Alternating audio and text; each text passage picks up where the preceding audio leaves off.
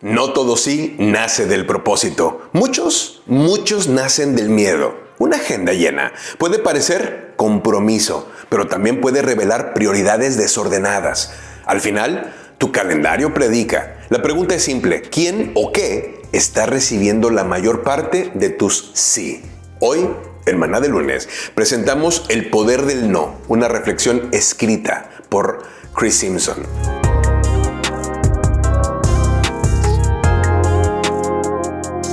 ¿A qué le dijiste no hoy?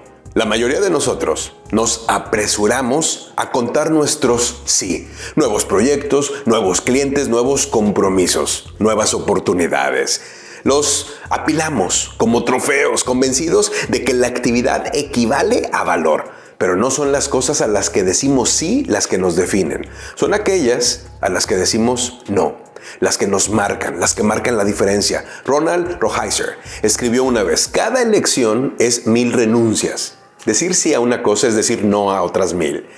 No puedes evitarlo. La pregunta no es si dirás no, sino a qué se lo dirás. Encontramos el ejemplo perfecto en la Biblia. Jesús vivió con esa clase de claridad. Después de una larga noche, sentado en Capernaum, sus discípulos fueron a buscarlo. Todos te buscan, le dijeron. Como si eso fuera razón suficiente para quedarse donde estaban. Pero Jesús dijo: no, debemos seguir adelante e ir a otras ciudades. En aquellas también predicaré, porque para eso he venido. Marcos 1:38. No estaba siendo insensible ni descuidado. Simplemente sabía que su sí ya estaba comprometido. Eso le dio libertad para decir no, incluso a cosas buenas y urgentes.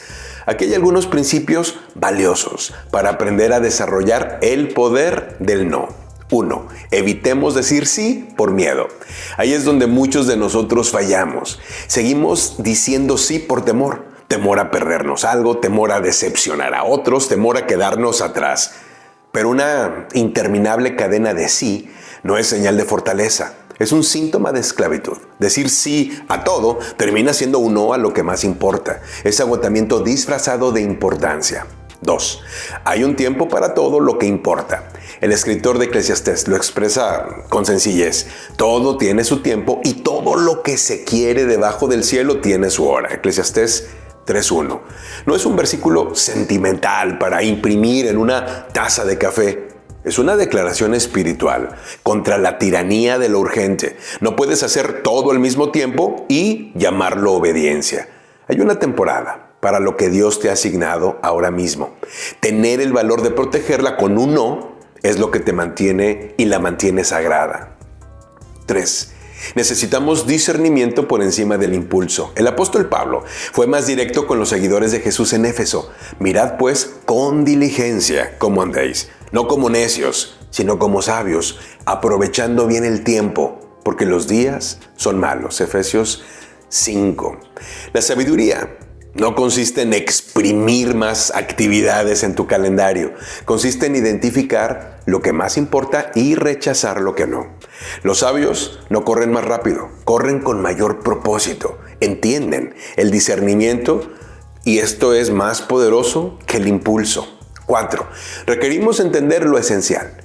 Piensa en tu semana. Cada sí te cuesta algo. Tiempo con tu cónyuge, presencia con tus hijos, atención a tu alma y una relación más profunda con Dios. Si tu vida se siente saturada y superficial, no es porque seas demasiado importante, es porque has dejado de proteger lo esencial. El mercado nunca lo hará por ti. Tu empresa siempre pedirá más. Tu industria siempre presionará más fuerte. Debes estar alerta, protegerte tú mismo de aquello que es importante. Fe, matrimonio, familia, comunión, llamado de Dios. Estos son los muros de carga de tu vida. Si colapsan, todo lo demás se derrumba. Así que haz una pausa. Tómate un tiempo para respirar. Vuélvete a hacer la pregunta: ¿a qué le dijiste no por hoy? No por pereza, no por miedo, sino porque tu sí ya estaba comprometido, ya que había sido entregado en la presencia de Dios. Aquí hay algunas preguntas para la reflexión y la discusión en equipo. Número 1. ¿Qué está impulsando la mayoría de tu sí en este momento? ¿La fe y el propósito o el temor a perderte de algo, quedarte atrás o decepcionar a alguien? 2. ¿Qué relaciones o hábitos espirituales han sufrido silenciosamente porque tu agenda está demasiado llena para protegerlos? 3. ¿En qué área Dios te está invitando a establecer un límite en el trabajo o en el ministerio? No para renunciar, sino para hacer espacio a lo que realmente sostiene tu alma. 4. Si alguien mirara tu calendario esta semana, vería evidencia de que tu sí pertenece a Jesús o que ya ha sido dado a otra cosa. Concluimos con un desafío para esta semana. Este maná te ha llevado a darte cuenta de que has convertido tu vida en la de una persona, un hombre, una mujer del sí.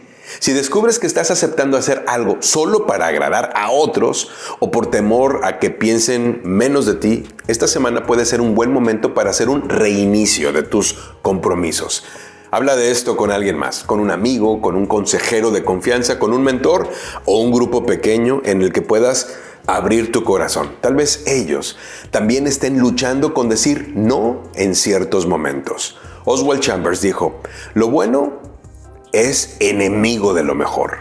Conversen sobre cómo decir no a lo bueno puede permitirte decir sí a lo mejor. Maná de Lunes es un servicio a la comunidad de negocios del Comité de Profesionales y Empresarios Cristianos. Contáctanos en cbmclatino.com. En España, contáctanos en líderesempresarialescristianos.com.